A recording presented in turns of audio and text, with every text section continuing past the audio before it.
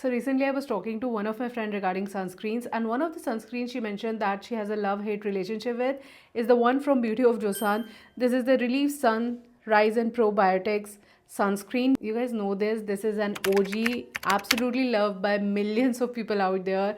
There was one drawback that this sunscreen was a bit heavier for someone who has combination or oily skin, and for me also this was a bit heavy. So someone like my friend who has oily skin, this was not the best sunscreen out there.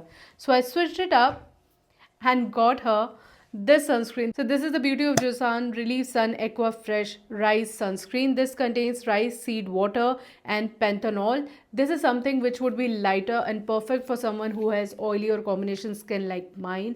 I really love the texture, you guys. It's watery, works the same way, no white cast no matter what. It blends into the skin like a moisturizer, and it has no fragrance.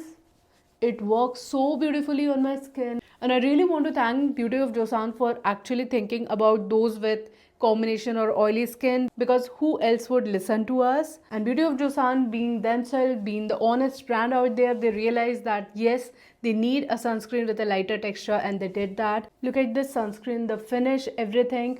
Under makeup also, this blends so beautifully, so lightweight, has no aroma at all. So those who have sensitive skin too can try this.